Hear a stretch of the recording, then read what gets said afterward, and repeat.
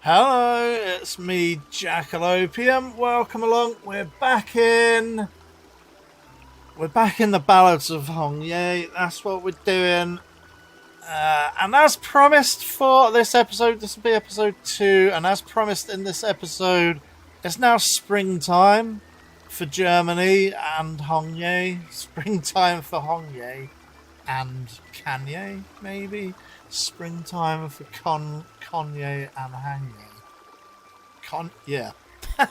Anyway, yeah, and as promised, we are going to look at another kind of game mode. It isn't really, it's kind of meshed in together, but it's quite interesting. The first way we do that, the first thing we need to do before we jump in is I am going to find an advisor for this new land, or our new potential land. I'm going to choose Yinwei. I'm going to pop her back to idle. So there she is there. But what do we do with an idle advisor? We've got basically our town is 3 towns in one. It's West Ridge, Hongye, and East Plain, being that these are 3 timed attack modes which we've taken part in previously. This will be number 4. So yeah, we've either got a choice of Season Vale, Danksha Basin, or Sacrifice Vale. Now I had a quick look through the technology tree, and you want to make your decisions of progress based in part on the unlocks of the technology tree, and all 3 of these are pointed at through various different technologies. However, I think Sacrifice is the least, Danksha Basin is the middle one, but the kind of most pressing is Season Vale, so that's going to be number 4. So let's go over here. We've got 3 timed goals to get. The first one is we need to get a population up to 100. This is the construction document issued by the Imperial Court here. It details 3-stage construction goals which are required to be achieved. Please check it out. So yeah, stage 1 is we need a population of 100 and we need 10 agricultural buildings, so that's fairly easy in inverted commas. The next goal is a population of 400, but yeah, accepts refugees, I'm afraid. Yeah, sorry, we have to concentrate on, we have to find a building which will allow us to accept refugees from town. And then stage 3 is refugee settlement, population, and happiness of satisfied. So yeah, there you go. That is our 3 tasks before we can join this region to our existing map here. So yeah, let's do it. So let's accept this. We have to pay 300 quid to 300 ducats, whatever you want to call it, yuan. There you go. This is what we do with our idol advisor. She's going to help us out. She's actually the DLC advisor you can get, who is super useful. It is worth checking out the DLC. But again, I can't advise you one way or the other whether you should buy it or not, because obviously it matters. It depends on whether you can afford it. It's real money. I'm not making any advice on real money or anything like that, but I liked it. I really liked what I saw in this game fairly early, so I purchased the DLC, and she is there. It is quite a high salary she's on, however. She's on 5,000. That's quite high. There you go. Magistrate, we know that this construction project is key for development, so these plans can be said to come at a right time in a favourable geographical and social way. Please take a look. So every time you start a fresh timed attack mode, let's call it. You get a random collection of blueprints of buildings you can plop down. You need to keep your fingers crossed that you're lucky that you get some buildings which are, useful to you. We've only got one out of all of this. There is and then we can check out. Yeah, look like a bookstore, a calligraphy shop, and a kite shop, which are all contained here. So we can start a chain here, and that's good. Umbrella shop we've not got, but I have, like I say, got the wood mill, so that's going to be handy. Wood, and the final chain is going to be lantern shops, which is bamboo grove, which again is a building which I've not unlocked yet. So that's all good. I think that will leave us in good stead. I have failed these previously. They're pretty tough, let's say. They're not easy in the slightest. So yeah, they're talking about refugees, our advisors. I thought we went through how to offer them help. Registration, settlement, and employment. Easier said than done, says Ding Hong, who is basically us. We play as Ding Hong. That's us. You can see him in the corner there. Easier said than done, we say. Just take a peek at our gate. And refugees are obviously caused by conflict, as they are IRL. There you go. Situation is though there are too many refugees outside, and if you don't accept any of them, their anger will be inevitable. Refugee relief requires a lot of resources, and settling them down needs a lot of gold. Pain. But we can accept them straight away. Detained refugees. There are 1,200 refugees. Shall we? How much money have we got? We've got a fairly decent stack of buildings. Ensure a refugee's survival to soothe them 30 days before some refugees perish. You have 5 refugees to settle down. Okay. So yeah, refugee relief requires a lot of resources, and settling them down needs a lot of gold. So perhaps we don't accept them straight away. What to do? We say, why don't we just let them all in and let them live in the city? I mean, that's only possible if we've got enough buildings. That's nonsense. I get it. People outside is as human as the people inside here. But think, what about food and clothing? Residences. How about the spike in crime rate if we let them in all at once? We can't even catch puny rats yet. Do you want to chase a dragon? Unfortunately, I mean, I get what he's saying, but that's not a good... Because obviously chasing the dragon has some unfortunate connotations. But yeah, there you go. 1,200 refugees.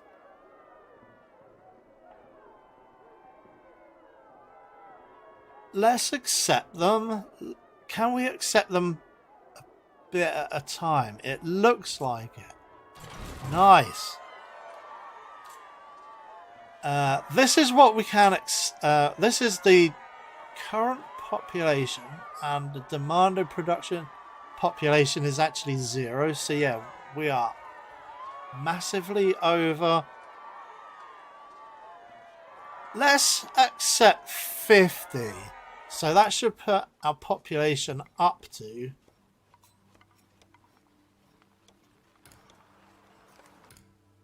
about 200, right?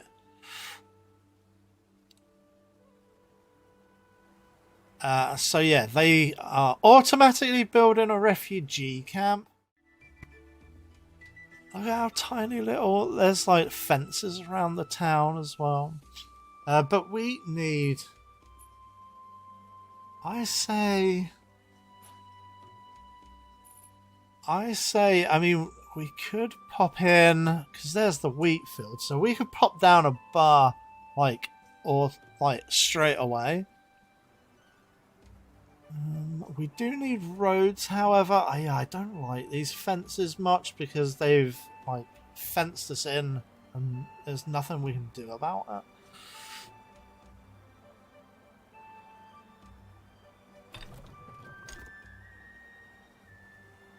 You do want to connect things up by roads. That's how your industries, you know, talk to each other.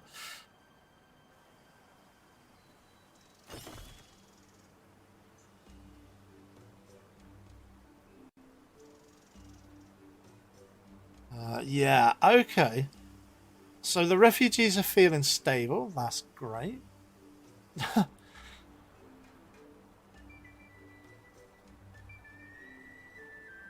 But I want to...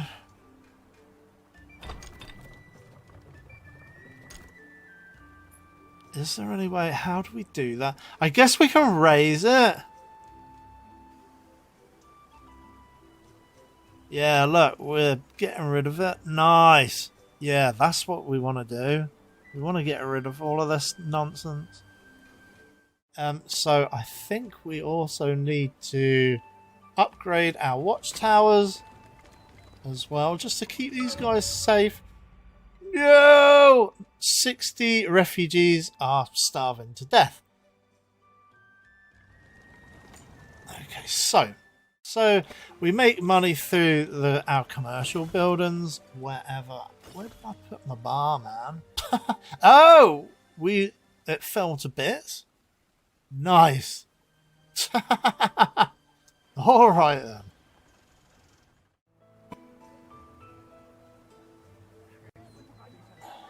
People are dissatisfied. Yeah, I know, man. I know.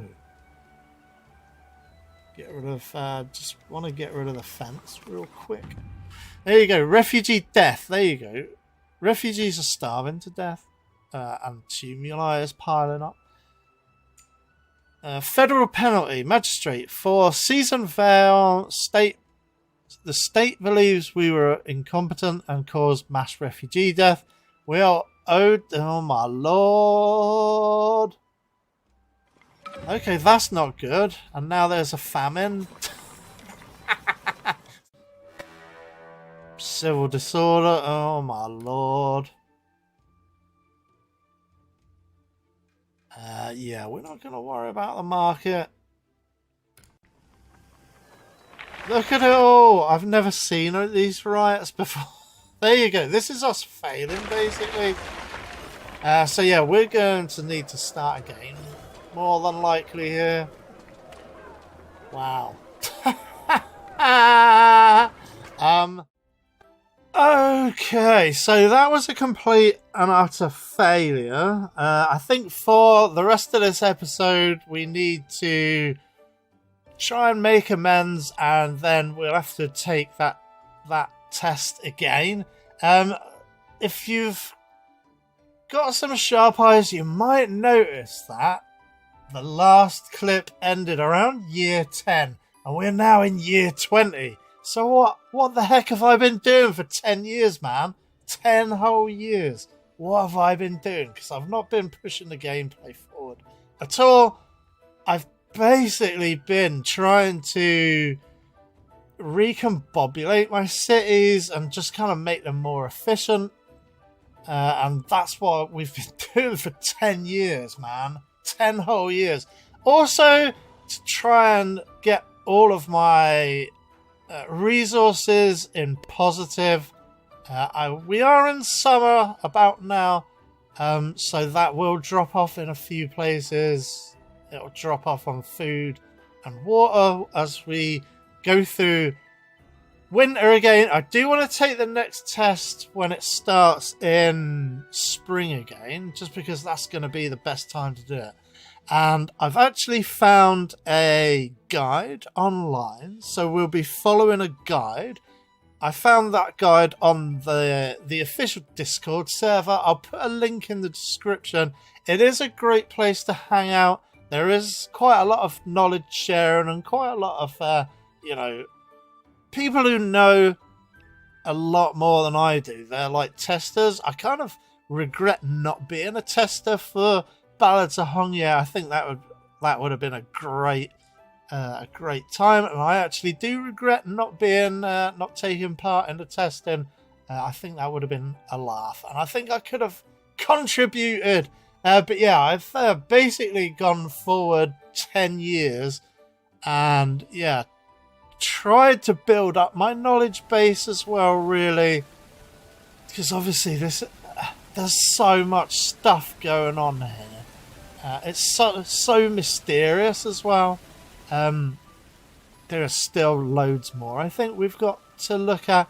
So basically, as part of the guide, we need to upgrade all of our courier stations. So that's one thing. I've also sorted it so that we're going to eventually have all of our food production in Westridge. Oh, I don't like that it keeps flicking back to Hongye.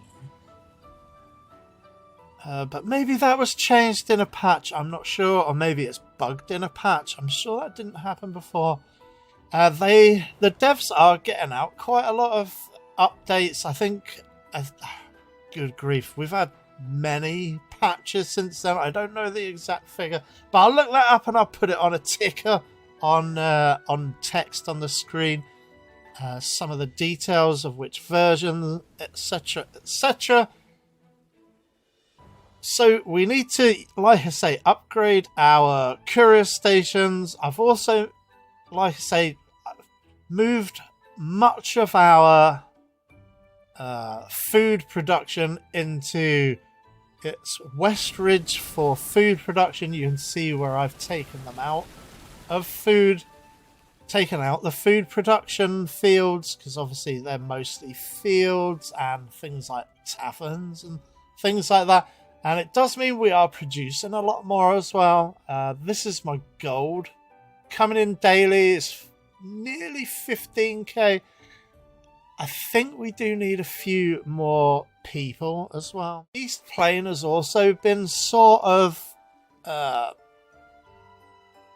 what's the word? It's been made more efficient as well. I've actually put all of the food stuff over here as well and cleared it out of the town proper, which will give us more room to put housing, which should give us more, free population to play around with. It's probably, we've got, what's that, 85 people. It's probably still not great. Putting in advisor residences is also great. What you want to do with advisor residences is, and we looked at a bit of this earlier, can't remember if it was either this episode or the last one, where you want to try and put your residences around your advisor residences, because I believe they can then start to extract taxes rather than your residences just being a drain on society. That's how you engage tax on your your usual populace, and eventually, once the other place builds up, we'll be having fewer and fewer, fewer and fewer fields dedicated to food production. And what we will be moving on to in this particular area, see, I've been tinkering with this for 10 years and I'm still only about halfway through it.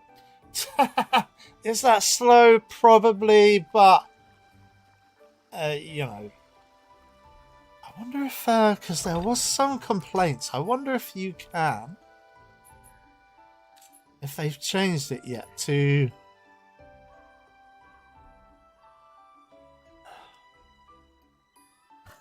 nah.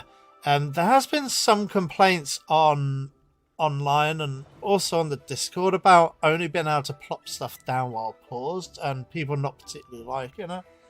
And I'm not sure exactly when or if the devs are ever going to change that, but they have said that they would like to make Ballads of Hongye a lot more like kind of what people's expectations of city builders, because it is quite idiosyncratic. In fact, I'd say it's idiosyncratic to the maximum. I'd say it's just so idiosyncratic that, you know, it kind of loops back around on itself, and I actually quite like the idiosyncrasies. But yeah, this region here will eventually house all of our wood production. You can see it here. It's around a timber yard. Every spot around a timber yard is taken up with wood producing, and that has, of course, boosted wood production as well. And that's what I'm talking about. I'm making it more efficient. So yeah, this region is also good for mining as well. And mining, I think we should probably put all of our mining and smeltering and all kinds of stuff. Yeah, that's right. I said smeltering. There's our courier station being upgraded again. You can hear a wolf in the background there. I'm hoping that we up all of our gold production, and yeah, like I say, we're almost up to 15k a day, which is pretty nice. The guide does suggest we need to be around 20 million gold and around 3 million resources. We can obviously sell off our food the next time the market comes around, and just buy some more of the cloth, because of course 10 years have gone by and I've still not got any cloth making buildings. I have opened up a bunch more bits and bobs as well. I've taken a bunch of talents as well in the meantime, just to, you know, give us a bit more. Yeah, look at that. You own Season Vale. So we are getting desperately close to, you know, needing what's it, Vale, Season Vale. Yeah, look, you own Season Vale, you own Season Vale. We can't push the game forward. I mean, we can just keep buying the extra levels, but they do end up costing quite a lot eventually, and it just becoming economically unviable to push that forward. I think I'm in a decent enough place at 3 out of 10 for most of my guys. The odd one I've up to 5 out of 10. Industries here are all, I'm trying to get a gain up to 3. Increase courier station construction speed. Reduce the time required to build or rebuild. Not exactly sure what that means, but let's just grab it because it's fairly inexpensive. There you go. Let's just grab the first 3 levels. Yeah, and there you go. Season Vale. Synthesis is 500,000 beans, which, I mean, we could go for, but it's to do with skins, building skins, which I'm not 100% au fait with right now. That is literally the next thing on our list, but I would like to.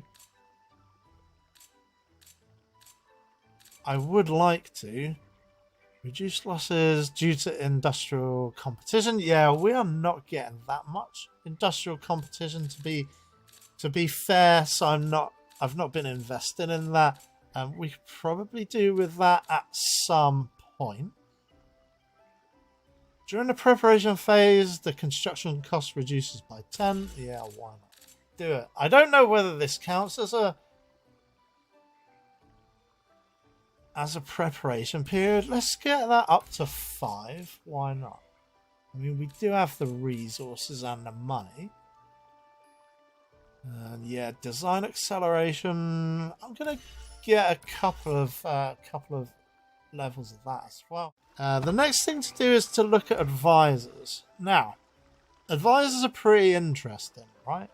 These, I've freed up a couple of my highest level advisors with output and compete. However, we're going to need a couple of other guys as well. That was only really while we were doing a down period. I'm going to free up another couple of guys as well. Gongshu Ban is an amazing advisor. He's awesome. Look at this. Output 1, 2, 3. Like high levels all the way through. Currently, his wages are very low as well. He's also a rare. Now, Gongshun Ban is actually not a DLC character like Yin Yui, who will probably come along with us as well.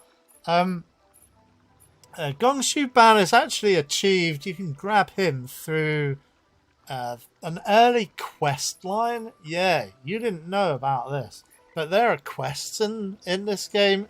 There are quests in a city builder. There are quests in this city builder anyway. And I won't give away anything, but it does pay to look around your maps. There is a tiny little bit of a guide on the Discord as well, which you can find as well. It doesn't deal really with, spoiler stuff for the quests, but it does kind of give you a couple of hints. So yeah, we do need to concentrate on taking these missions and winning the missions, because we messed up basically. And there you go. That is the Doomsday Whistle for episode 2. So I think we are gonna look at the same mission again, but we'll look at that in the next episode. So episode 3, we'll try that one again, and we'll go through this guide step by step. And in the meantime, until that cycles back round to spring, I'm just going to carry on making my existing city as efficient as possible. Alright, so thanks very much. Thanks for watching. Please do leave a like, comment, and subscribe if you want to see more Ballads of Hongye. I mean, why wouldn't you? It's amazing. I mean, I'm super excited to be showing this off. I love it. And I'm really looking forward to showing you more. Alright, thanks for watching. Bye for now.